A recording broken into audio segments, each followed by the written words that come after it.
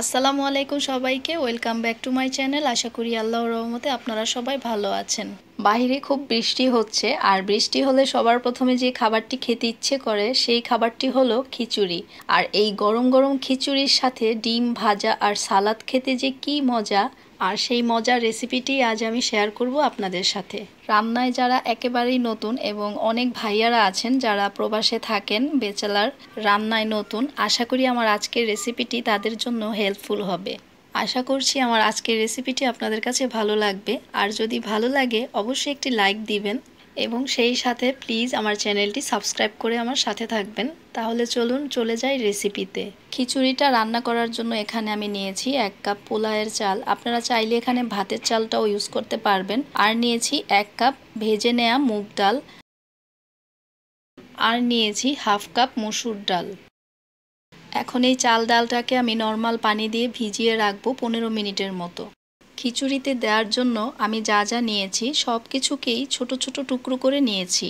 এখানে আছে half cup পেঁপে, এখানে আছে হাফ কাপ বরবটি, এখানে আছে হাফ কাপ পটল, এখানে আছে হাফ কাপ আলু, আর এখানে আছে 1 কাপ পেঁয়াজ কুচি, আর এখানে আছে বেশ কিছু কাঁচামরিচ, আর আছে 3 টুকরো রসুন, তার সাথে আছে হাফ কেজি চিকেন।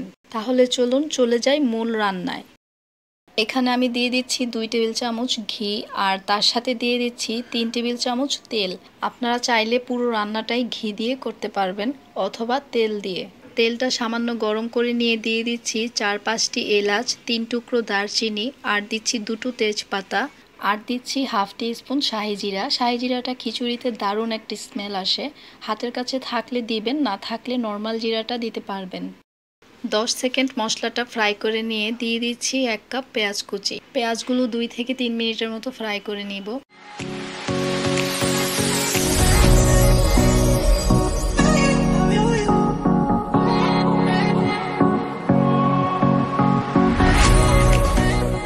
তারপর দিয়ে দিব 1 টেবিল চামচ আদা পেস্ট, 1 টেবিল চামচ রসুন পেস্ট।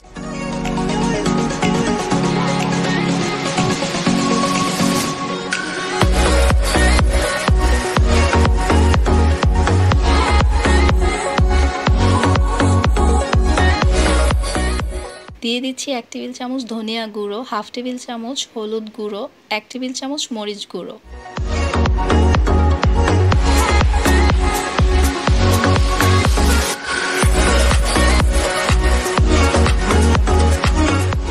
এক মিনিটের মতো মশলাটাকে নেড়ে মিশিয়ে নিয়ে দিয়ে দিব হাফ কাপ পরিমাণ পানি। পানিটা দিয়ে ভালো মতো কষিয়ে নিব 5 মিনিটের মতো।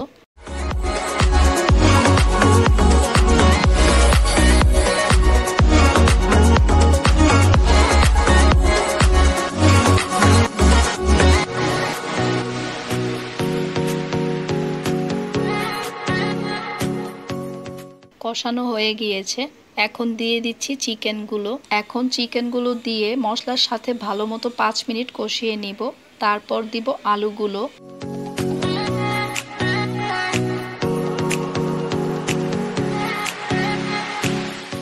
আলুটা দিয়ে চিকেনের সাথে 3-4 মিনিট আবারও একটু কষিয়ে নিয়ে দিয়ে দিব এক এক করে সবগুলো সবজি।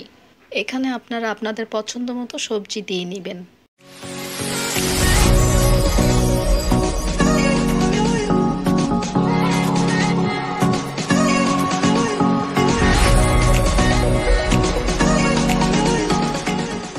সবজিগুলো দিয়ে দিচ্ছি 1 টেবিল চামচ ভাজা জিরা গুঁড়া।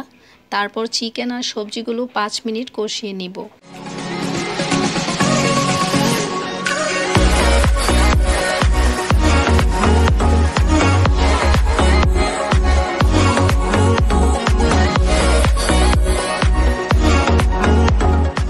কষিয়ে নিয়েছি, এখন হাফ কাপ পানি দিয়ে ঢেকে দিব পানিটা শুকানো পর্যন্ত।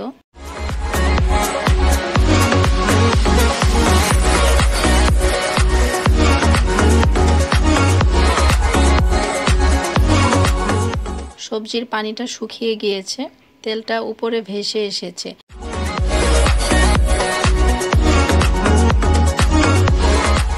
এখন দিয়ে দিব চাল ডালের মিশ্রণটা। আমি কিন্তু চাল ডালটা 15 মিনিট পানিতে ভিজিয়ে রেখে তারপর ধুয়ে পানি ঝরিয়ে নিয়েছি খুব সুন্দর করে। দেখতেই পাচ্ছেন চাল ডালটা কতটা ঝরঝরে। দিয়ে দিচ্ছি স্বাদ মতো লবণ। এখন আমি চিকেন আর সবজির সাথে চাল ডালটা 5 থেকে 6 মিনিট ফ্রাই করে নিব খুব সুন্দর করে। একটু সময় নিয়ে ফ্রাই করে নিলে রান্নার পর খিচুড়িটাও খুব সুন্দর ঝরঝরে হয় আর দেখতেও সুন্দর লাগে, খেতেও খুব ভালো লাগে।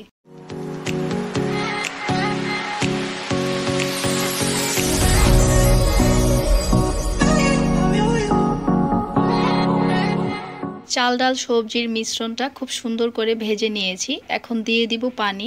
এখানে আমি চাল ডাল নিয়েছি 2.5 কাপ। এখন পানি দিব তার ডাবল 5 কাপ।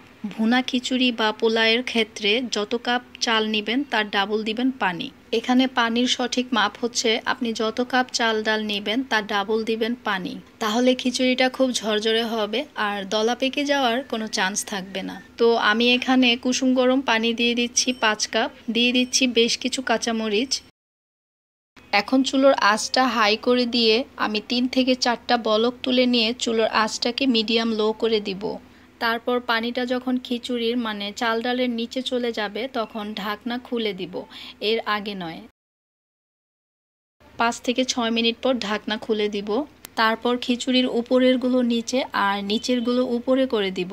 তারপর স্প্যাচুলা দিয়ে চেপে চেপে ঢেকে দমে রেখে দিব আরও 5 থেকে 6 মিনিটের জন্য। আর এখন আমি চুলোর আঁচটাকে একেবারেই লো করে রেখে দিব।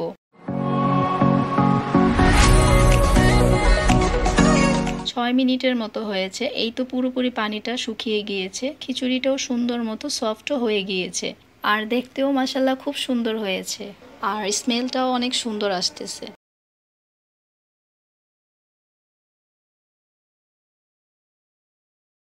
এই তো হয়ে গেল আমার আজকের গরম গরম মজার খিচুড়ি। আশা করছি আপনাদের কাছে ভালো লাগবে। আর এতক্ষণ ধরে আমার রেসিপিটি দেখার জন্য আপনাদেরকে অনেক ধন্যবাদ জানাচ্ছি। আপনাদের ভালো এবং সুস্থতা কামনা করে আজকের মতো বিদায় নিচ্ছি। আল্লাহ হাফেজ।